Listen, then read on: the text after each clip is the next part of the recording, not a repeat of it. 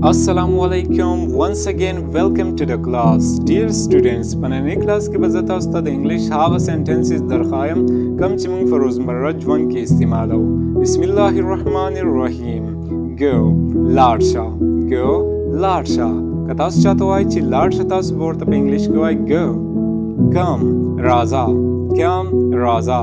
موږ چاته وایو چې راځه موږ به وایو come. Sit down کینئ. Sit down کینئ. تاسو چاته وایئ چې کینئ تاسو به ورته په انګلیش کې وایئ sit down. Stand up پاسه. Stand up پاسه. د دې ځای نه پاسه یا په دې ځای پاسه. Wait صبر وکړه. ستاسو ملګری تاسو ته کال کوي تاسو ورته وایئ چې wait صبر وکړه. Stop ودرېدل. Stop ودرېدل. په یو ځای کې تاسو روان یې یا ودرېږئ هغې ته وایئ stop. Don't go مزه. Don't go مزه. مونږ ته اکثر خلک وایي که نه چې هلته مزه هغه ځای ښه نه دی. Don't go مزه. Don't come here دلته مه راځه. Don't come here دلته مه راځه ځکه دا ځای ستا دپاره نه دی دلته مشران دي. Don't come here. Get off ښکته کوز شه. Get off ښکته کوز شه. مونږ په چت باندې له پاسه ولاړ یو که نه مونږ ته څوک وایي ښکته کوز شه. Get off. Be quiet غلی شه. Be quiet غلی شه. مشران خبرې کوي تاسو غږ مه کوئ غلی شئ. Be quiet غلی شه. Come here دلته راشه. Come here دلته راشه. مونږ خپل فرینډ ته کال وکړو مونږ ورته وایي دلته راشه. Come here. Go there هلته لاړ شه. Go there هلته لاړ شه. د ګلاب شیر دلی خیرات دی هلته لاړ شه مونږ ورته وایو که نه. Go there. Close the door دروازه بنده کړه. Close the door دروازه بنده کړه. ته چې وځې نو دا کور ده دروازه ورسره بنده کړه. Get ready تیار اوسه. Get ready تیار اوسه. سبا به انشاءالله چې دی چکر له ځو. Get ready تیار اوسه. Open the door دروازه لر کړه.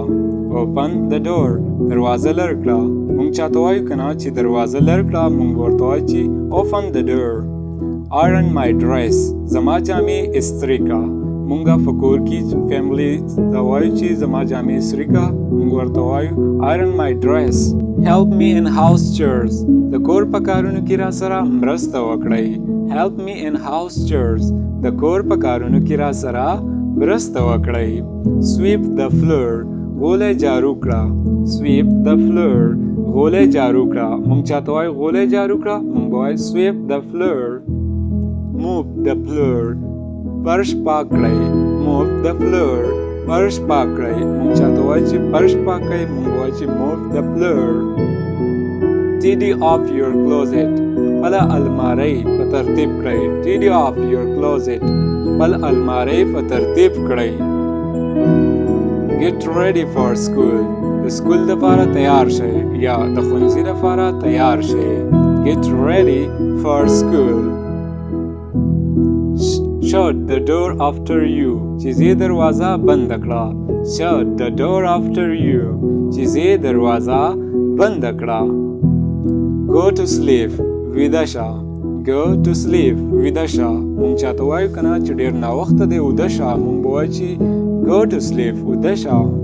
Wake up راویښ شه یا راجګ شه یا رافاسه.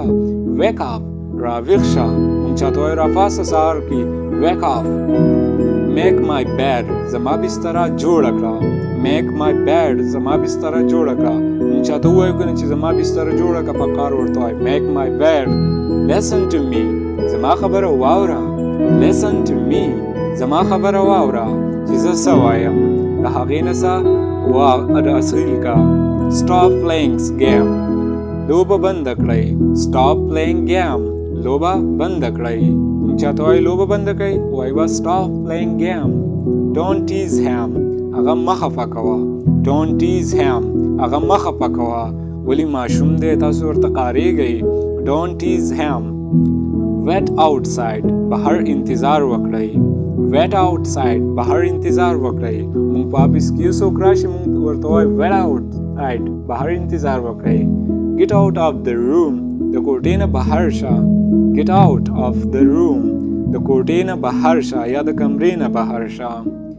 Do your work. خپل کار وکړئ. Do your work. خپل کار وکړئ. بل په کار کې کار مه ساتئ، خپل کار کوئ. Do your work. خپل کار وکړئ. Take off your shoes. خپل بوټان لرې کړئ. Take off your shoes. خپل بوټان لرې کړئ. په بې ځایه وي ښودلي. Pay attention. توجه وکړئ. توجه وکړئ چې زه څه وایم. Pay attention. توجه وکړئ. د انګلیش زده کړې دپاره زموږ یوټیوب چینل سبسکرایب کړئ. I will try to teach you English like a kid. زه به کوشش کوم یا زه به هڅه کوم چې تاسو ته انګلیش د ماشومانو په شانتې وښیم. Thanks for watching the video.